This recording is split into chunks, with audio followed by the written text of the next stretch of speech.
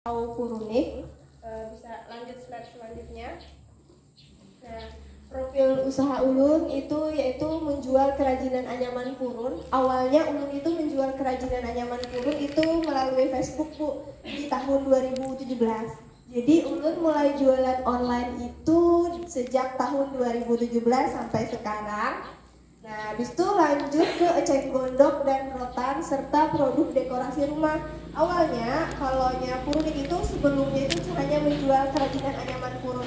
Tahu purun? Tahu. Oh ya. Nah, dinamakan Purunik dulu ya. Ya, betul Pak. Dan Purunik itu mulainya itu sejak 2018 nama Puruniknya. Awalnya cuma purun, nah baru bikin brand Purunik.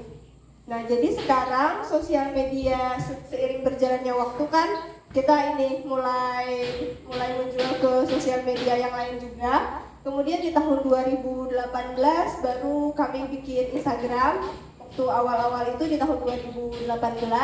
Nah, setelah 2018 itu baru booming Shopee. Nah, ada yang bisa ini belanja di Shopee?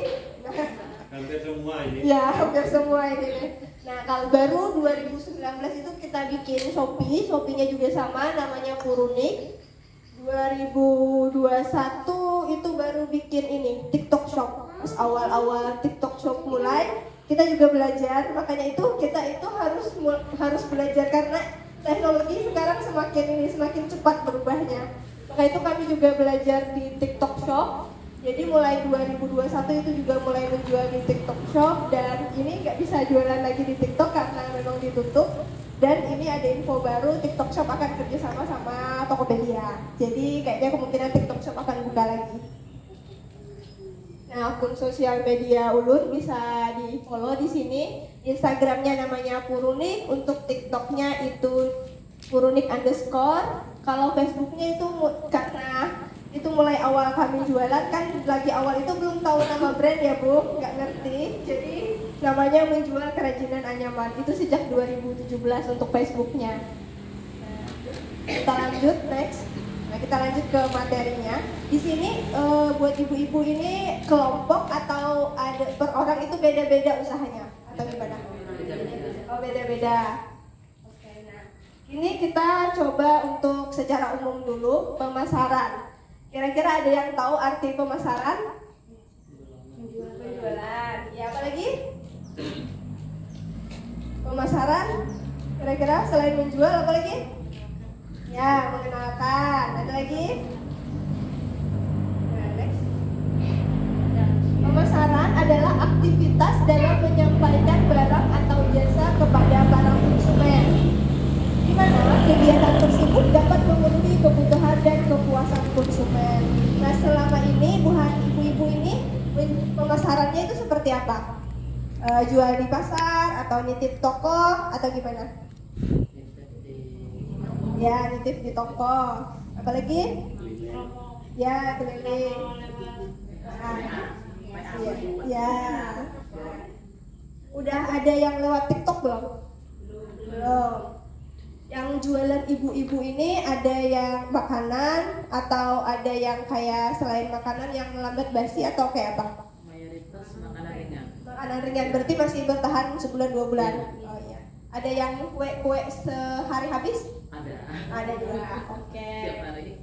Nah, iya. Pemasaran itu kan ada dua. Ada pemasaran offline atau secara langsung, ada pemasaran secara digital. Berarti ulun lihat Bu Hanpiat ini masih secara langsung ya? Ya. Nah, kita fokusnya untuk hari ini di pemasaran secara digital. Kalau Ibu Hanpian secara digital di status WA upload kada? Upload. Kadang-kadang. Harus sempat, betul. Soalnya ini benar, ini kendala UMKM ini Pak. Kita ini nggak sempat Pak, ini upload bikin ini kan sibuk diproduksi katanya. Nah, jadi ibu merangkul anak-anaknya nanti. Nah, semoga anaknya mau. Nanti ada juga kendalanya kemarin, anaknya nggak mau Bu, sibuk belajar ke sekolah, katanya banyak tugas. Nah, tapi sedikit demi sedikit kita belajar Ibu. Mau nggak mau kita harus belajar. Jadi nanti kita belajar ke pemasaran digitalnya, ya. Lanjut. Untuk pemasaran secara offline adalah situasi ketika seseorang menjual atau menawarkan atau menjual produknya secara langsung baik kepada konsumen, perseorangan ataupun bisnis. Jadi ini sistemnya kayak nitip produk di toko-toko atau kita jual di pasar. Itu proses pemasaran secara langsung. Nah, kalau pemasaran secara digital adalah penggunaan saluran digital dalam rangka memasarkan produk dan layanan untuk menjangkau konsumen. Kamu sudah melakukan pemasaran seperti apa? Tadi ibu-ibu bilang nitip di toko, jualan di pasar, sama di story WA. Ada yang diisi Instagram khusus bisnis? Ada? Oh belum. Jadi satu sama akun pribadi. Iya.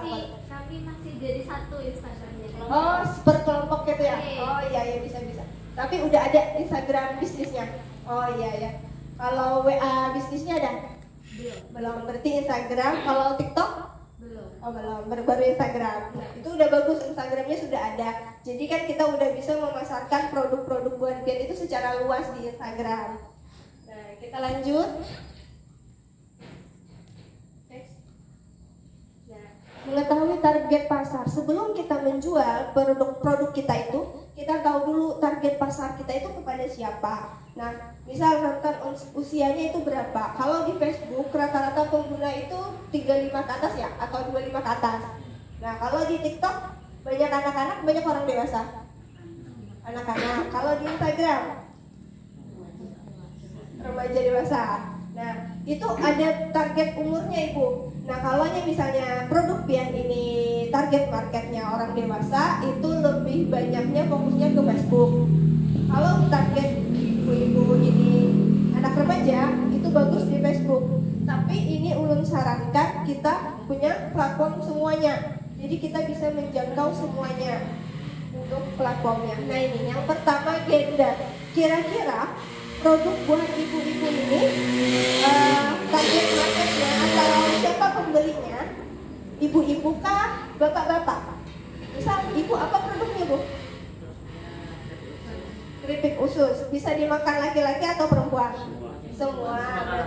Berarti gendernya itu masuk ke wanita dan laki-laki. Nah kalau produk saya kan anyaman turun sama dekorasi. Itu lebih dominan ke perempuan. Jadi gendernya perempuan, ya. Jadi kita bisa nanti promosinya itu atau kita bikin hashtagnya itu bisa menarget yang kita inginkan. Kalau ibu keripik usus itu targetnya masih pria dan laki-laki. Nah yang kedua, rentan usia konsumen. Kira-kira kalau keripik usus rentan umurnya berapa?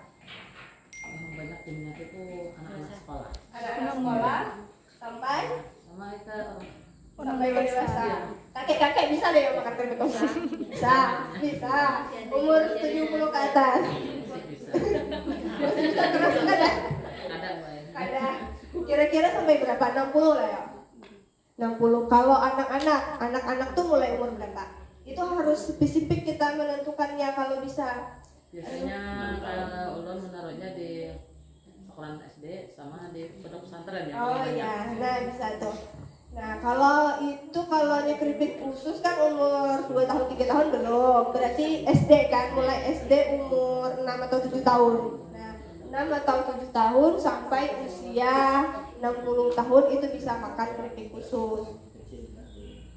Habis itu wilayah tempat tinggal. Nah, target market kita atau pelanggan kita tinggalnya itu di mana? Jadi kita bisa promosi kayak ibu tadi, target marketnya itu pelanggannya anak-anak sekolah. Kalau anak-anak sekolah kita nitipnya di sekolah-sekolahan atau kita yang jual di sekolahan, sama tentukan harganya. Harganya kalau kita jual 20.000 di kekanakan SD mau deh makan? Nggak mungkin kan? Nah, jadi kalau keripik khusus, kalau kita mau target anak sekolah, kita harganya ya di bawah 5.000 yang paling tinggi ya, 5.000 paling tinggi atau di bawah 5.000. Kecuali kita menarget yang di kelas atas, kayak di toko-toko atau yang toko-toko oleh-oleh itu bisa. Nah, itu bisa bikin dua kemasan. Misalnya kan kalau ibu di sekolah kemasannya yang di bawah 5.000-an, yang biasa gitu plastiknya. Nah kalau yang di toko-toko, misal ibu nitip di pusat oleh-oleh Tabalong atau Sultan, itu kita bisa nitip